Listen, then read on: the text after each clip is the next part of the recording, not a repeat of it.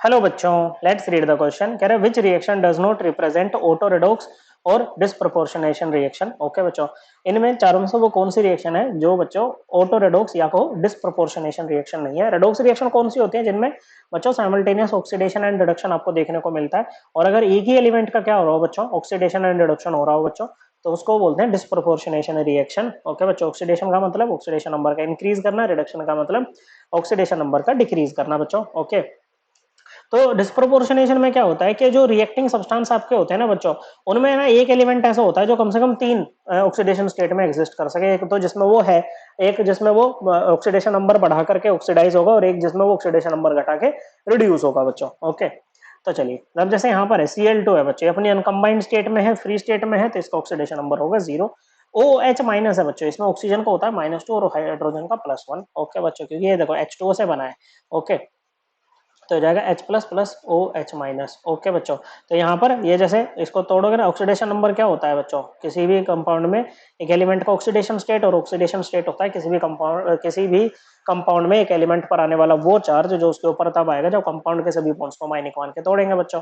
Okay, तो यहाँ पर देखो, अगर इसको आयनिक मान के तोड़ोगे तो इलेक्ट्रॉन डेंसिटी ऑक्सीजन पे जाएगी, ज्यादा इलेक्ट्रोनेगेटिव है तो ऑक्सीजन पे हो जाएगा 2- और दोनों हाइड्रोजन हो जाएंगे आपके H+। ऐसे। ओके बच्चों, फिर ये Cl माइनस है, तो ये आयन वाला चार्ज इसका ऑक्सीडेशन नंबर होगा बच्चों। 0 से -1 क्या हुआ है, डिक्रीज हुआ है ऑक्सीडेशन नंबर, मतलब इसका रिडक्शन हो गया बच्चों। अब ClO3 माइनस में कैसे निकालेंगे, H2 में -2 है, ये +1 है, ClO3 माइनस में कैसे निकालोगे आप Cl का, कैसे निकालते हैं बच्चों, ये x मान लो बच्चों, इसका ये हो जाएगा x+3 इंटू -2 ऑक्सीजन के लिए इक्वल टू -1, ओवरऑल चार्ज के इक्वल रखते हैं बच्चों। x की वैल्यू क्या आ गई, +5। ऑक्सीडेशन नंबर इंक्रीज हुआ है, मतलब इसका ऑक्सीडेशन हुआ है, क्लोरीन का ही रिडक्शन हो रहा है, क्लोरीन का ही ऑक्सीडेशन, मतलब ये कैसी होगी, डिस्प्रोपोर्शनेशन रेडॉक्स होगी बच्चों। तो ये हमारा आंसर नहीं है, हमें बताना है जो नहीं होगी। ओके बच्चों, नेक्स्ट है बच्चों हाइड्रोजन परोक्साइड से आपको H2 और O2 मिल रहा है। परोक्साइड है, परोक्साइड में क्या होता है, ऑक्सीजन का ऑक्सीडेशन नंबर -1 होता है और उसमें हाइड्रोजन +1 ही रहता है। यहाँ पर ये -2 है, ये +1 है, और ये आपका 0 हो जाएगा। तो देखो ऑक्सीजन -1 से -2 गया बच्चों। ओके, देखो 0 क्यों हुआ, क्योंकि अनकंबाइंड स्टेट में है। -1 से -2 गया, ऑक्सीडेशन नंबर डिक्रीज हुआ, मतलब इसकी रिडक्शन।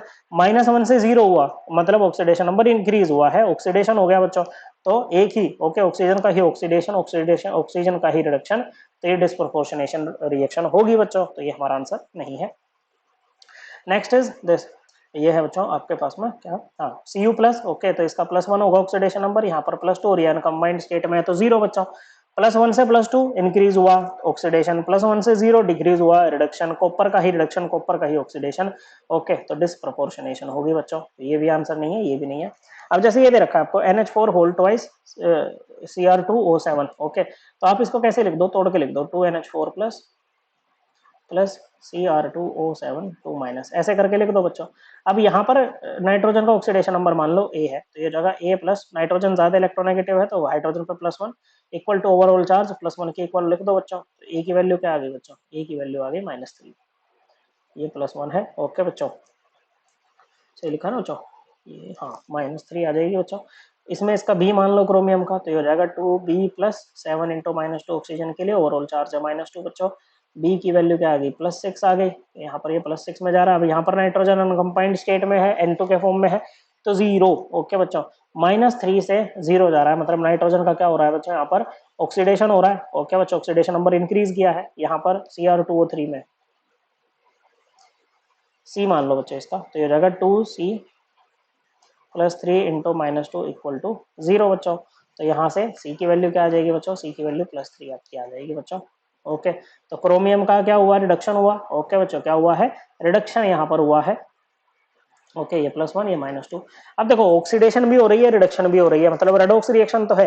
क्या एक ही एलिमेंट के साथ ऐसा हो रहा है, नहीं बच्चों, क्रोमियम का रिडक्शन हुआ है, नाइट्रोजन का ऑक्सीडेशन हुआ है, तो ये रेडॉक्स है लेकिन डिस्प्रोपोर्शनेशन नहीं है।